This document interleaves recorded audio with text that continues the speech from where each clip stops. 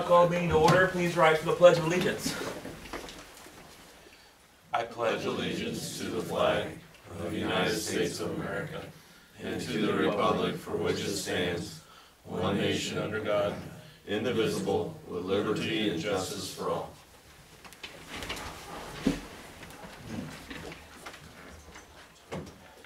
This is an open meeting of the Seward, Nebraska governing body. The city is certified by the Nebraska Open Meetings Act in conducting business. A copy of the Nebraska Open Meetings Act is displayed on the north wall of this meeting room facility as required. Disclosure of meeting recording processes is posted in the meeting room. A participant sign sheet is available for use by any citizen addressing the council. Presenter shall approach the podium, state the name and address for the clerk's record, and are asked to limit remarks to 5 minutes. All remarks shall be directed to the mayor, who shall determine by whom any appropriate response shall be made. The city reserves the right to adjust the order of items on this agenda if necessary, and may elect to take action on any of the items listed. Please call the roll. Kaler. Here. Colterman. Present. Miller. Here. Singleton. Here. Streisand. Here. Tanyas. Here. Worden. Here. Wilkin. Here. We have a quorum present. All right, thank you. We have first 2 items to make up this evening's consent agenda. Move approved. Second. We have a motion and a second. Is there any discussion? Seeing none, please register your votes. Please display the votes. Voting in favor: Wilkin, Kaler, Tanyas, Colterman, Miller, Singleton, Streisand, Worden, 8-0. All right, the first administrative item is consideration of a claim from Dan Bentry, 346 South 3rd Street for personal property damage in the amount of $3,006.96. Derek? So, yep, so pursuant to our normal process, if a citizen feels like the city has caused some damage to their property during normal city operations or something like that, they can submit a claim to the city. If it's over our deductible, then oftentimes we bring it to you all to discuss. The incident in question happened on July 12th and allegedly was as a result from the electric department. So in reviewing this, administration recommends forwarding on to the insurance carrier for determination. And that's about all on that one. Is Dan here tonight? Yeah, did you want to address the council at all? The lady at City Hall said I needed to be here if you guys, to get you guys the reimbursement and stuff. Okay, so, yeah, so typically, like Derek said, we will let the council discuss if they wish. Normally what they'll do is they will vote to forward on the insurance company, and then the insurance company will make a determination, and then that will be kind of the end all of that. Does that make sense? Yeah. Okay, so at this time we'll do that, unless you wanted to say anything else. You're good? Okay, then I'll go to the council. Do you have any questions or comments, or would you like to make a motion? I'll move to refer it to the insurance company. A second. Okay, we have a motion and a second. Is there any further discussion? Seeing none, please register your votes. Please display the votes. Voting in favor to forward are Wilkin, Kaler, Tanyas, Colterman, Miller, Singleton, Streisand, Worden, 8-0. Okay, someone will be in touch to follow up, okay? Thank you. You bet. Item 2 is the Seward Foundation application. This is item A, a Seward County Chamber Development Partnership. This is for a downtown sound system for the amount of $3,688.22. Donna, welcome. You're up. Thank you. Donna Hendrickson, 1768 North 2nd Street. Mr. Mayor, I've been working with Joe Rositka and Eric Wallace on getting information and that we need for sound system for the 4th of July parades, Christmas festival, Santa House, and anything in between. So we're hoping to start with 3 speakers and add 2 more. We've gotten an invoice on estimated cost of it being $7,091.50, of which we have raised through Seward County Gives Week $903.28, and we've applied for a Seward County Visitors Bureau grant for $2,500. That would leave a balance of $3,688.22. And so that's what we are asking for the foundation, so we can get that. Thank you. Any questions or comments from the council? When do you anticipate you would utilize the sound system? Is it something for special events, or is this like, Well, It would be for the parade yeah, announcements, for the Okay. parade announcers during the 4th of July. they use it actually all day. Yeah, They don't just use but it as just. far as like, would there be music at other times of the year? yes, that's what we were hoping with, through the Santa House, Right, that would also utilize that system. okay, And then if there were any announcements that might need to be made during, farmer's market, or like they're doing the Fifth Street Music Series, okay, there could be options for use in other times. okay, thank you. Just a quick question, Carl might need your help here. I think we set aside like $3,000 for, the Arts Council at the last foundation meeting. Oh, And how I'd that check. works generally. But yeah, we did have some things that went there, yeah. Just an FYI, we wanna discuss with them on I'm the sorry. Arts Council. So I think you had Yeah. that down here as one of the items, right? Or individuals or groups that would use the sound system. Yes, yeah. If they had come to the foundation and we'd given or granted like $3,000 for sound. Oh, okay. I will check in. Yep. Thank you. I'd say, yeah, that was kind of my question on that, was with that downtown arts thing that we have going on, there was already funds that went through for the speakers and stuff like that. Is this a completely separate item from what they're putting on there? As far as I know, because I don't know anything about that. Okay, and then, the second one was like, where are these speakers gonna be located at, on the square, I'm assuming? They would be, located on currently the center light pole on the north edge of the courthouse. And the one on the very east edge, and the one on the west end, on Seward Street, So just in the main square. on the main square currently. In the hopes that we might be able to, it would be a system that we could add on to and maybe direct the speakers east towards the street and then down west towards the other street if we were to make another 2 speakers at a different time. So it might make sense to, after this meeting, coordinate with that group as well, just to make sure you're not doubling your efforts. I will call, yeah, I actually have a meeting with Jamie tomorrow, Okay, so I'll ask I mean, it her. may very well supplement what they're doing, but just so there's no confusion as to, They did not contact us and indicate that that was towards anything that we were working. I don't think theirs was a permanent, I think Right. theirs was a temporary. Yeah, Right, so where if they're not using it during those times, that might be something to where, I don't know who owns those, if it's necessarily something that would partnership would work to utilize those speakers instead if you don't need them permanently. well, currently the ones that are not permanent, I mean, because it's not permanent, we have to have someone put them up, take them down, put them up, take them down whenever they're needed, and having it a permanent installment would be a lot easier to use, and it would make, the sound would be a lot better too, from what we have currently, but I will check into that with, I'll ask Jeannie about that too. But yeah. Okay. any other questions or comments from the council? I'll entertain a motion. I'll make a motion to approve. Second. This is to approve recommendation to the Foundation. Seward Foundation, correct? Okay, we have a motion and a second. Is there any further discussion? Seeing none, please register your votes. Please display the votes. Voting in favor, Wolken, Kaler, Tanya, Coulterman, Miller, Singleton, Streisand, Morgan, 8-0. All right, thank you, Don. Thank you. Item number 3, consideration of quotes from Altech for capital assets within the electric department to be included in future budget years. We have representatives from the department here this evening. We did get an email from Kelly, our city attorney, earlier today. He's still doing some research on that process of what we're talking about, and so he would prefer that we don't take action tonight on this item, but I did wanna give them an opportunity to kind of brief the council on what the plan is and what you're looking to do. Is that fair? So our Altech trucks, the lead times, back in January, we Lead times were at 39 months for a new bucket truck.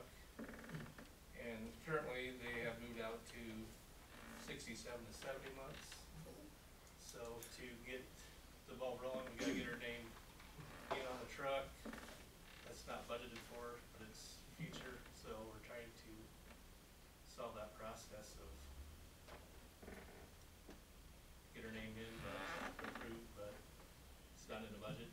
Well, and it gets a little, and I could defer to our city attorney today, but basically it's the issue of binding a future city councils on action that you'll be taking today for something that you one, it wouldn't be built for years, and two, you wouldn't pay for it until some future budgetary year, and it's not even clear, I mean, they can give you an idea, but it's not even for certain that will, I mean, it could get pushed out even farther, I assume, right?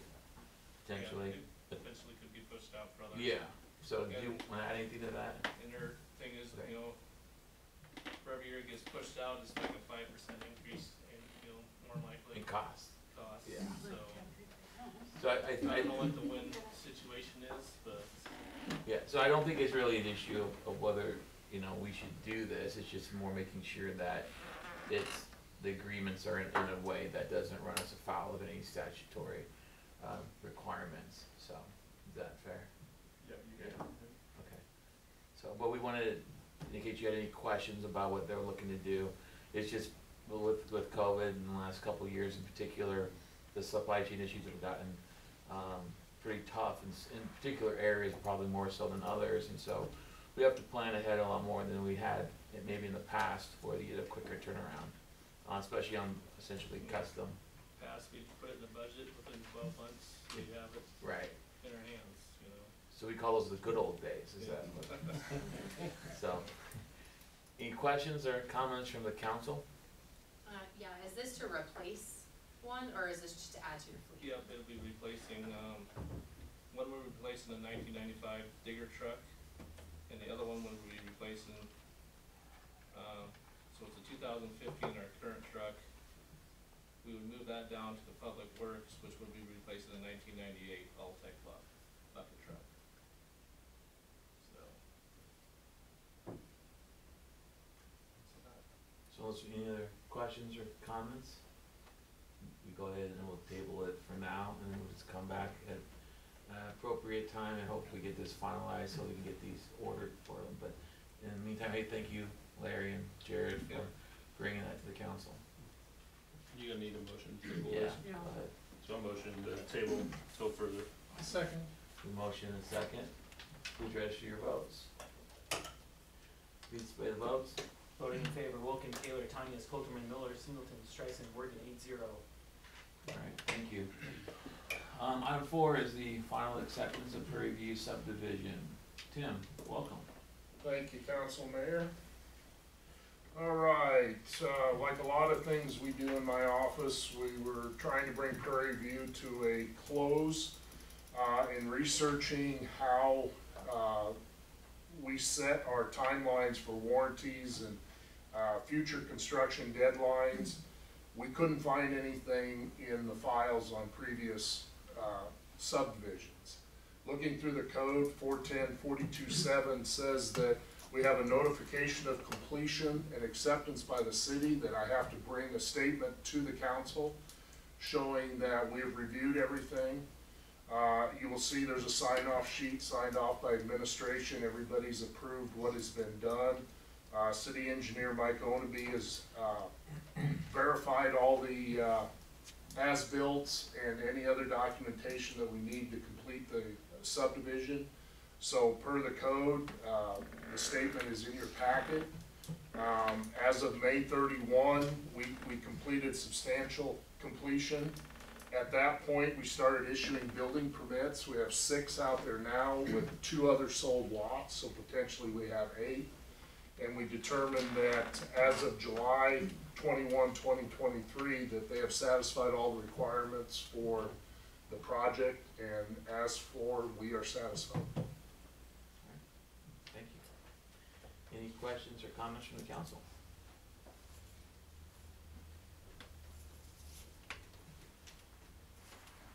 entertain a motion I said we need a motion. to accept, To yeah, accept it.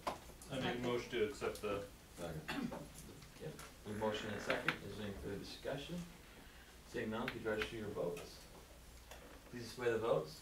Voting in favor, Wilken, Taylor, Tanya, Coulterman, Miller, Singleton, Streisand, Morgan, 8-0. Item 5, acknowledge receipt of Airport Authority resolution requesting levy authority for 23-24 fiscal year. Derek. Yeah, so every year, we just acknowledge the airport levy. They approved at their last meeting, about a week or so ago. The levy is unchanged from last year, it's .035, per $100. And other than that, it's the same thing that we do every year, and it should be about all. Right. Any questions or comments from the council? Is anyone from the airport authority here? Seeing no, okay. The council, any questions or comments? Move to acknowledge receipt. A motion and a second, is there further discussion? Seeing none, please register your votes. Please display the votes. Voting in favor, Wilken, Taylor, Tanya, Coulterman, Miller, Singleton, Streisand, Morgan, 8-0. Alright, item 6 is the consideration of the following revisions to the employee handbook. We have item A, which is 3.2A, working out of classification, and item B, 3.8.3, callback time. Derek. So, as you all are aware, we've been working on the handbook as we've had time. It's been a prolonged process. Basically, it started since I started. We've really been diving into it, and things pop up. So some months we get through a lot of it, and some months we get through very little of it. But we've been working through items, as we can. Sections 4 through 7 should be presented hopefully next meeting. We're working through that. We're meeting with the Personnel Audit and Finance Committee to discuss that. And then we'll adopt the whole handbook. So that's kind of the update to the whole handbook, and then after that it'll be in place. These two items are for previously reviewed sections. Section 3 was approved back in December. And just like any good handbook, we go through stuff as it pops up, and we try to make things clearer. We try to make things make sense, to actual practice. So for 3.2A, we previously brought this to your attention a few months ago. And basically, if we have a vacancy within a city department, for example, we had a water wastewater director vacancy for quite a while, and we had an employee step up and fill that role. So we wanted to give a little extra compensation since they were doing it above and beyond their normal duties. At that time, it was 5%. Currently, we've had a prolonged vacancy in our treasurer position, and we have Julie at City Hall, and she's doing that job, her job as deputy treasurer, and then also a payroll clerk job. So for risk of burning her out and having her walk out the door and really leave us in a way worse spot, we're like, how can we make things a little better? So we're trying to revise how we do this. So for those kind of situations where she's a salaried employee, we are proposing that she could be compensated temporarily at a rate of up to 20% above her normal pay. Obviously, that's a time where it'll end. When we hire people at City Hall, that time will end and she'll be back to her normal salary rate. So before it was 5%, we're hoping to raise it up to 20%, and that's at the discretion of the city administrator. So it could be 20, it could be 10, whatever he feels is fair. As far as the other portion of this, we have some departments that have had a vacancy for quite a while. For 80 hours plus for sickness, or if an employee passed away, or if somebody was gone on medical leave, and then other employees are having to pick up the slack and do more stuff. So again, we're just trying to keep employee morale. So by proposing a 10% increase temporarily to hourly employees that are doing more, we hope that we can keep the morale up for people, because there's something in it for them if they're doing extra work and going above and beyond. In this labor market, as we've discussed many times now, it's hard finding people. So we're just trying to keep the ones that we have, because we feel we have a really good crew.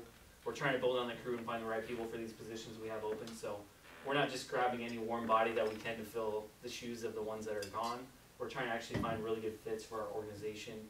And we realize that, it's a bummer right now where people are having to do more and for a while, but we think that by taking this time and having this approach, then we can find the right people and really keep things going the way they're going. So that's what that is, just basically making it 20% for a salaried employee that they could get paid for a temporary basis, and then 10% for hourly employees. And again, that's at the discretion of Greg. Maybe it's 5% for a couple employees, maybe it's 10% for a bunch of employees. It's kind of to the call of the department head and Greg to look at that for a short time. It's not gonna be like a forever thing, it's maybe a month or two until we find somebody in that spot. I think that's all on that end. And we are recognizing the fact that the labor market is what it is, and, you know, the chances are we'll continue to have rolling vacancies in various positions moving forward, and so this is just a way to kind of get out ahead of that, so that we have a better, more fair policy in place that we can then utilize when necessary to show appreciation for the extra work, and hopefully, you know, maintain a certain level of morale within the city. So, any questions or comments from the council on this item? So is this an increase in hourly per week? So like now with the vacancy, they're working 50 hours a week instead of 40 hours a week? We think that it would just be so, you know, they're putting their 40 hours in. For example, like if we have a vacancy in the street like we do now, maybe the person that left was in charge of like putting the street signs up, and the other person's taking part of that as well as their normal duties, so they're having to do more things within their job. You know, they're getting called out to do more things. Maybe it means overtime. Maybe they're having to do somebody else's job that had other responsibilities or duties. I think a lot of it is the assumption is that the person is going to be performing duties that are not part of their normal responsibilities, so they're doing the responsibilities or duties of a position, presumably maybe higher up than what they were, like the department head is gone. So assuming those additional responsibilities, this is trying to reflect what that would be, as far as what we can do to show appreciation, as well as, you know, keep morale up.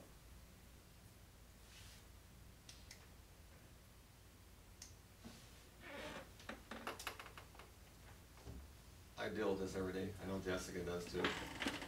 And maintenance staff is probably one of the biggest challenges, so it's no different than what we had an issue with electrical not very long ago. So yeah, we've got to do something to retain that degree, so I would approve it. Did you make a motion? I made the motion. I'll second. Motion to approve, with a second. Is there any further discussion? Carl? I mean, You look troubled. to me, it's a hard fact of it is if we're talking labor hours or if we're talking qualifications on this. Like I said, with Julie not having a CPA degree and doing stuff for a finance director, yeah, that's a step up. To where if you have labor hours where somebody's not there and it's not putting overtime, it's just delaying projects. I mean, that's just a resource issue, it's not a qualification issue. I would say to piggyback off what the mayor said, an hourly employee doing things higher up. So we had that situation when we had the vacancy for water wastewater director. Gary stepped up, he's an hourly employee. So we're thinking that that's how that could go a lot of times. It's probably not gonna be, hey, there's a street guy that's gone, you know, everybody's gonna get a raise for 10%. I mean, we could do that, we have that in place now if we had a really long-term vacancy to kind of keep people going. Because this also affects on-call, so if we're down an employee in a department, people are on call more. So they're getting burned out, and they're like, why am I making the same amount when we're down a person all the time? So I think the way we see this is probably gonna be for an employee most times that's stepping up and doing a higher classification. I mean, it could happen for, you know, If it gets really lateral tight. people, yeah. At the end of the day, it's really just about giving the city administrator some That's why flexibility. it's a permissive, right? It's Yeah. not Just mandatory. Yeah, It's not because- automatic or something Yeah. like that. Yeah, because, I mean, if a vacancy goes on for a month or two, that's one thing. If it goes on for a year, that's another animal. So how do you address that, knowing, because you don't know at the time, how long this vacancy is gonna exist.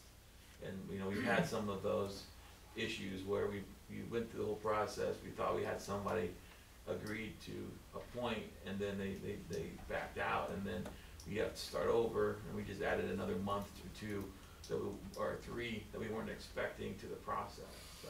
Well, It is tough right now. I think Everyone it's knows. something that the city administrator would have as a tool to utilize when he gets in those situations, because if he doesn't have any flexibility and then you have a disgruntled employee or somebody who's burning out who starts looking for another job, I mean, you have to give him something that he can use. Carl, do you have anything else? Not really. Okay. Any other discussion from the council? Seeing none, please register your votes. Please display the votes. Voting in favor, Wilkin, Kaler, Tanya, Coulterman, Miller, Singleton, Streisand, Morgan, 8-0. And that was for both IA and B? I haven't discussed it yet. Okay, good. So basically, as you can see on 383, there's not too much changed. The way we had it written in there before is we put the city's observed holiday that a person would get double time. This situation actually just came up for the 4th of July.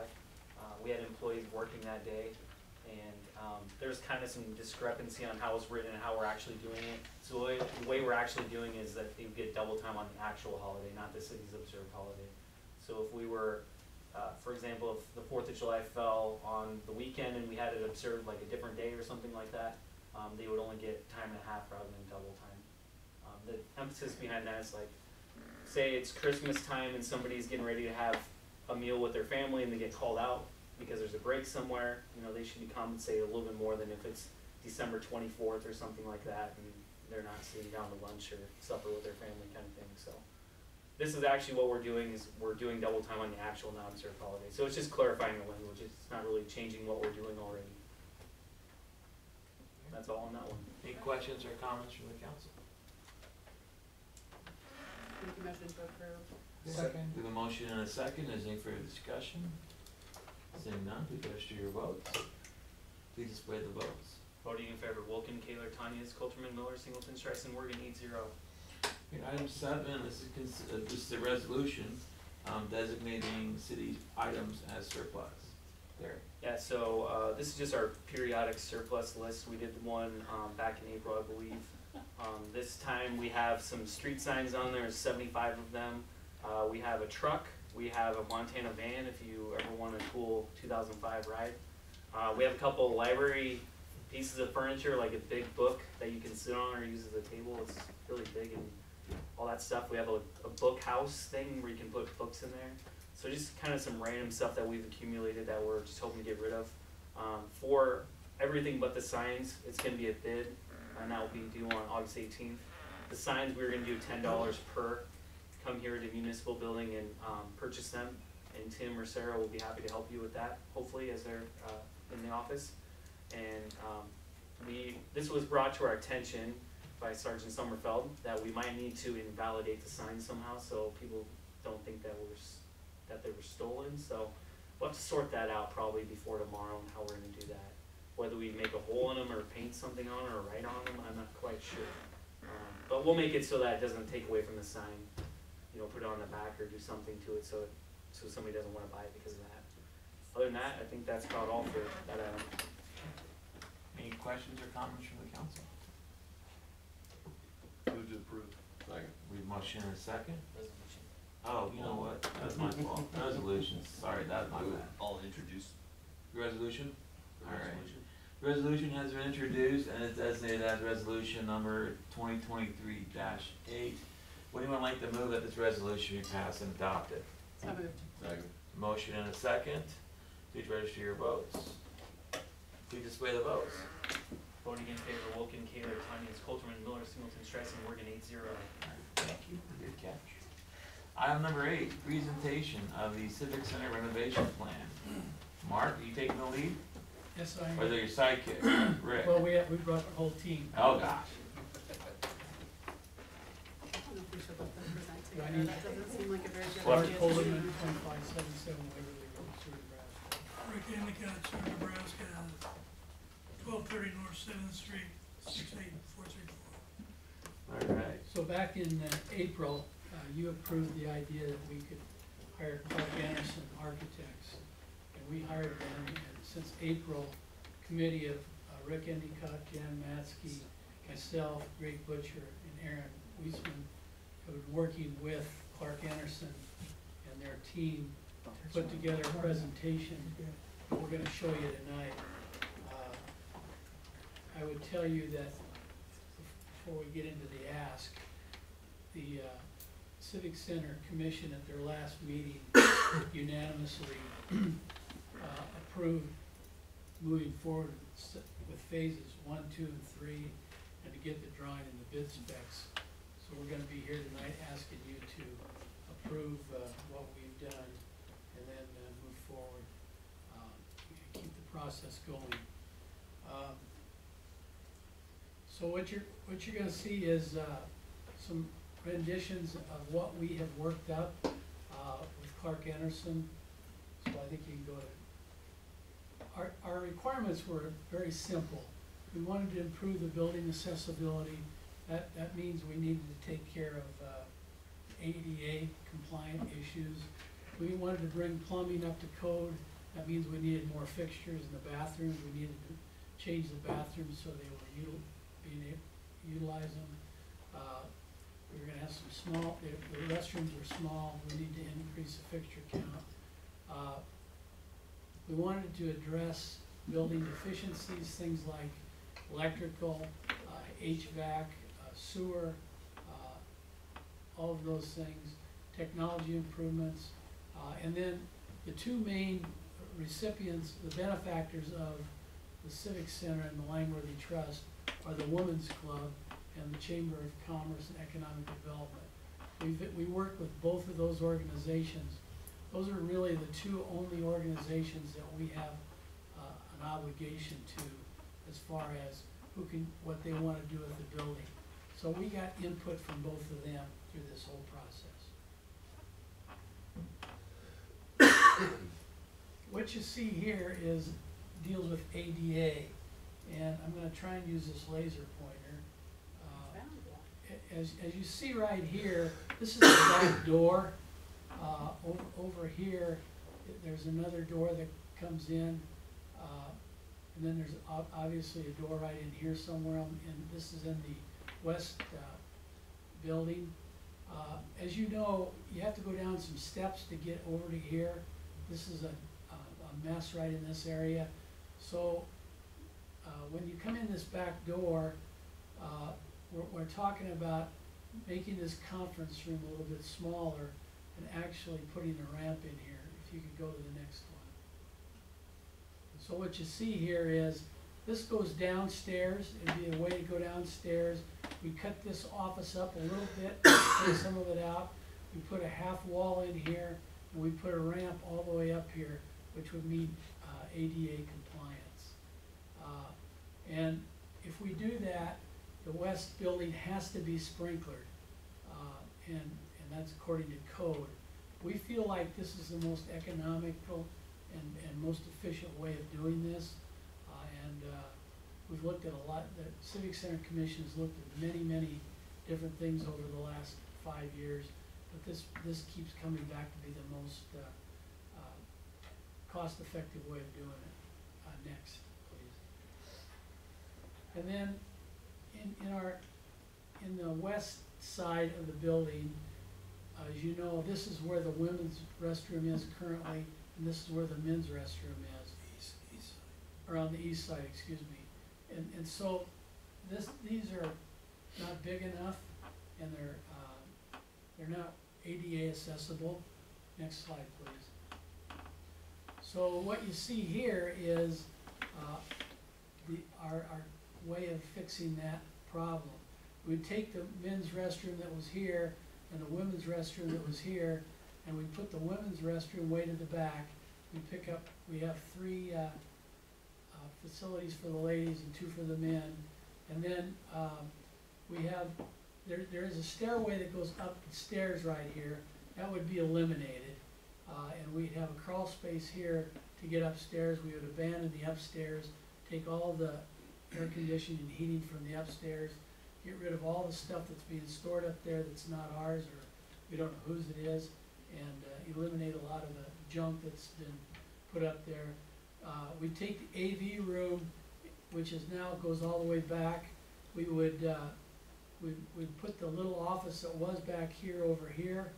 We'd shorten up the AV room, and then right here we would make this area here more open and more inviting. So that's where we're at thus far. And then in the basement, right now, this is all storage area, and there's an old apartment right in here. Those things would all be reconfigured. This is your men's bathroom and the women's, and we have a kitchen right here.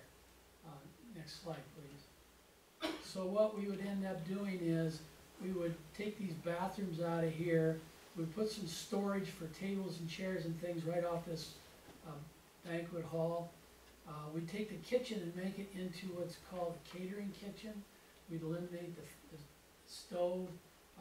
If you're not cooking down there, you don't have to have the fire suppression and the grill and the hood and all of that. And nobody really cooks down there that we have been able to find anymore. Once in a while they have a pancake feed, but that's done with electrical skillets and things of that nature. And what we would do is, when you come down these stairs, you could either come in here, this kind of be a reception or open area. There'd be a corridor that'd go to men's bathrooms and ladies' bathrooms, and then all this becomes storage.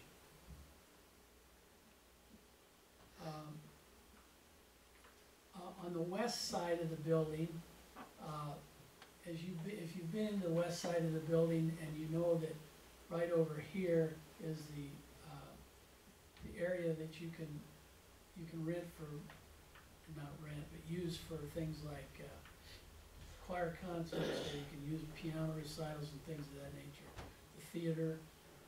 We really don't have a lot of plans to change that right now because of cost, but we know that these bathrooms are woefully inadequate, and so we thought we would bump this out. Go to the next one, please. And where the men's and ladies' bathrooms are, we just go outside the building and put an addition on, and we pick up 4 stalls here on each of those. And then this custodian closet would stay the same. What we would do to make it more appeasing to, and again, we talked to the Chamber of Commerce and Economic Development. This is one office right now with a bunch of cubicles in there. What we would do is we reconfigure that, make that into 2 offices. This office is Jonathan's. There's the little office over here would become a smaller office, and then can you go to the next one? I think maybe no. Okay. And then back over here we had the conference room that everybody uses. And then this is a picture of the south entrance. Right now you have steps going up, and we have a very dangerous, slick patio there.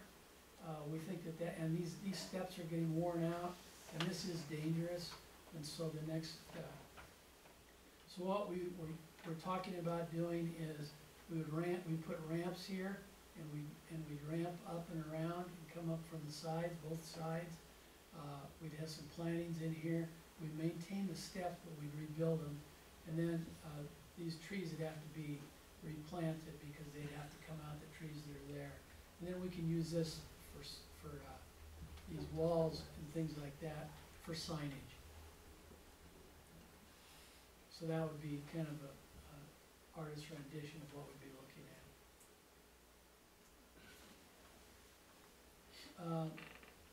From a mechanical point of view, we know that the cooling only units in the east building, they're way past their expected life. They're upstairs right now. Those would come out. The perimeter heat, there's no controls on it. There's a lack of ventilation, air, more efficient boilers.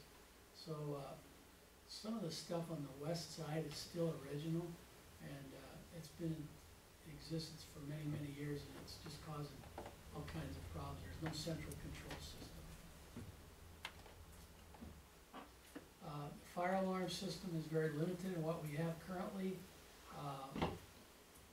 We know that we have to put some sort of voice evacuation type alarm system in. And we're not sure, but we think that maybe a new fire alarm may trigger some elevator upgrades as well. And these are just things, like the panels are old, the electrical panels are old. Consider upgrading to the lighting, more energy efficiency. We're looking at a lot of different things as far as electrical is concerned. The women's club, when we met with them, they really didn't have a lot of changes that they wanted other than in their kitchen. We replaced the oven and we put in a warming cabinet, so that would become very similar to downstairs. It would be a place where a caterer could come in and warm, or if somebody wants to prepare the food before they get there, they get a warming unit. They don't need a stove. Technically, if the stove is in there, it needs to be hooded. We don't want to get into that, so that would be remodeled. They've got some storage in the lower level. The flooring would all be updated. We know that AV needs to be upgraded, but we want to retain the character of the fireplace, both fireplace rooms, both on the east side and the west side of the women's club. As far as the chamber is concerned, we met with them. They were okay with having 5 offices. That's what they would prefer. They think it'd be useful to help them retain their talent. They would continue to use the conference room, and we would also split those, as I said earlier. They have a workroom, the lobby gets used by tourism, and there's some storage. And then we'd update the AV and the ADA access to the stage. I've already talked a lot about this. We update the acoustic partitions, update the stage. We might take the stage out. We don't know if that serves any purpose. Convert the kitchen to the catering kitchen, update the AV, and update the finishes down there as well. A lot of the windows upstairs have already been replaced. The windows downstairs would have to be replaced. As you can see, we want to put in updated, in the fireplace rooms, update the furnishings. What we would do is where this is, the elevator's on the other side of this wall. So what we thought would be, like, if you go over to the library, there's a little, it's not a kitchenette, but there's in their conference room, there's a place where they have a sink, and they can put a coffee pot in there. We put cabinets and make this kind of a place where the people, if they use this whole room, it would be more utilized that way. So this is the first floor, what we're really kind of proposing. This is the lower level of what we're kind of proposing. And then this is the scope priority of the cost. So what we did was, we decided that if we were gonna do this, we're looking at several $1 million, probably $2.5 million if we did it all at once, phase 1, 2, and 3. The Langworthy Trust, we met on several occasions with Ken Morgan, the trustee. He indicated if we were gonna phase this, we'd have enough money currently to do phase 1 and 2, which is everything that you've looked at, and I can't read that from here, but if you did, we don't think we can afford to do stage 3 right now, but we think that if we put the bid package together and have the drawings put together all at once, it's cost effective to do it now. And Clark Anderson could do it all now. We would bid it out phase 1 and 2 to start with the option to do phase 3 if we have the money to do it. And Ken Morgan thought that perhaps we would have the money in a year or 2 to do phase 3 as well. What phase 3 really boils down to is, it would amount to the fact that the bathrooms on the west side of the building, where the chamber and economic development, that would be phase 3. The wall and dividing the offices in there would be phase 3. The south entrance would be phase 3, and that's pretty much phase 3. Otherwise, everything else is pretty much included in phase 1 and 2. And I think if you can read that, I think we're looking at a scope of about, think it's $2.8 million if we were to do it all at once. Or if we wait and prolong it, it's a lot cheaper if we do it all at once. That's why Ken Morgan said we should do phase 1 and 2. Again, we're not here asking you for any money. We're asking you to give us the approval to move forward and keep Clark Anderson moving on drawing the bid specs and putting together the formal drawings. And then we'd go out for bids sometime, probably later, maybe the first part of the year. So we're here now to ask if you have any questions. I would also like to acknowledge the fact that Aaron was on our committee. Greg Butcher's been on our committee. He's been at every one of our meetings. And then this was approved unanimously by the Civic Center Commission. And I would also say Megan Collar's been at all of our meetings for the Civic Center Commission, so she's seen this. And everybody seems to think if we're gonna do it, now's the time to do it, it's cost effective, and we have the money to at least accomplish the bulk of what we're trying to do. With that, Rick and I and Jan and Aaron will try and answer any questions you might have. Well, first of all, thank you for all your work on this. I know we think you started these conversations many years ago, even as we were trying to address some of the ADA issues, and so I think it's a great facility. We're very fortunate to have the Langworthy Trust and such a great asset for the community. It gets used a lot, and it's good that we have an opportunity to take care of it and bring it to bring it into the condition that it needs to be for future use as well. So no, this is very exciting. I appreciate all the hard work that you put into making this presentation. Are there any questions or comments from the council? Can I make a comment? Of course, yeah. I don't know if you mentioned that the head architect is Nick Lowndes, Oh, who sure. is a local boy. And then Clayton Kent's grandson is also the HVAC Oh, okay. architect. So it's, they've got special interest in it. Oh, good. Wonderful. Any questions or comments from the council? Any action tonight on this? I think they were asking for the okay to move Is that forward. what we need to do? Okay. I'd That's what move they're asking. approval of what they're doing. Yeah. I'd second it. We have a motion and a second to approve the plan. Is there any further discussion? I'm just gonna tell Grandma about the trees. Mark, you can tell your mom about the trees being. I already did, I got that covered. Okay, that was my only concern. One of them's dying anyway, if you look at the Because we're about to play a serious game of not it. So we have a motion and a second. Please register your votes. Please display the votes. Voting in favor, Wilkin, Kaler, Tanya, Skolterman, Miller, Singleton, Streisand, Morgan, 8-0. Thanks again. Thank you. Appreciate it. One thing more, if any of you wanna come over and take a tour of the Civic Center, just give us a call, one of us, and we'll meet you there and show you in person what we're trying to do. Sounds good. Thank you. In your packet is the city administrator's report. I like the note on the city administrator's Yeah. report. That's It's in red very, font. very nice.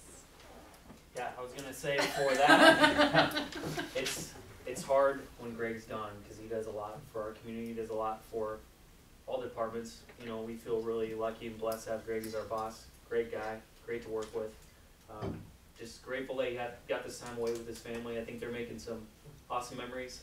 Talked to him a few days ago, and I think they're overlooking Disney, getting ready to go out there. So I've been trying to keep off of him about stuff. It was something I needed to call him on, but everybody stepped up and done a great job. Everything's been run smooth so far. Knock on wood that nothing breaks.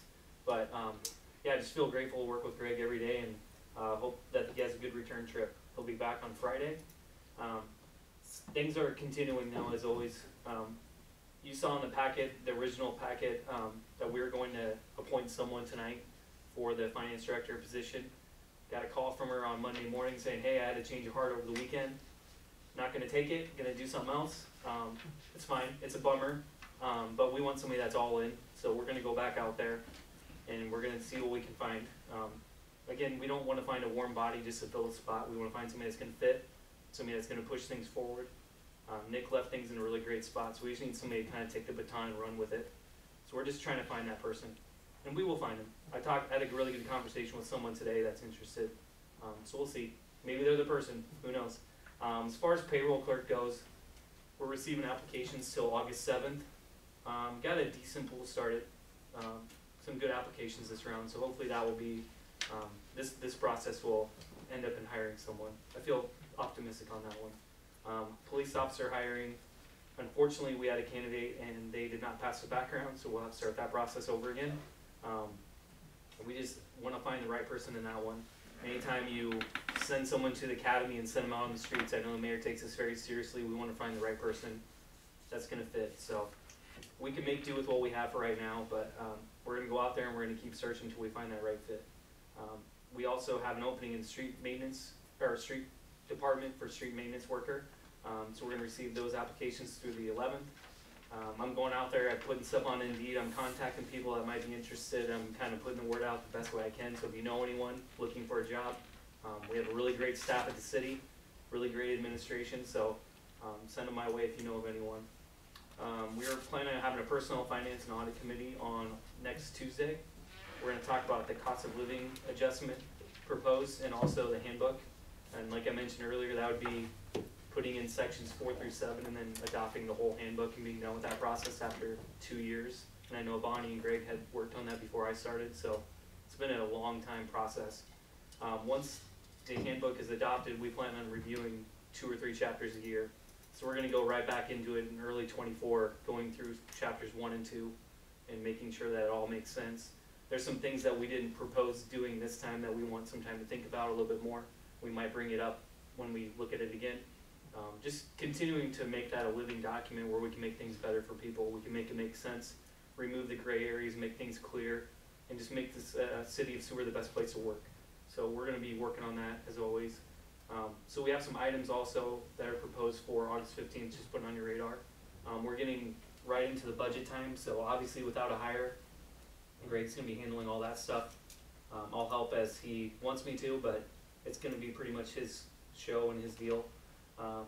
We'll have a public hearing for our 1 and 6 year plan on 8/15. We'll have a budget presentation. As far as I know, I gave Greg kind of an idea of what we're plotting out here, and he said yes to that. So I think we'll hear about the budget next time. The wellness end, we're going to have a lot of items coming up for that one. Annexation, subdivision, rezone, right-of-way items. I know Tim's working on that. That's going to be for the 15th. And then the handbook, as I said. And then I've been working on a master fees resolution, digging up when we approve fees for things, putting them all into one document. It's going to be about 20 pages. Just going back in the 90s and early 2000s or 70s or 80s and just finding out when we establish a fee for like anything in the city. So it's kind of a painstaking process to figure out where they're all at. It's not perfect yet, but I'm hopeful to bring it to the next council meeting.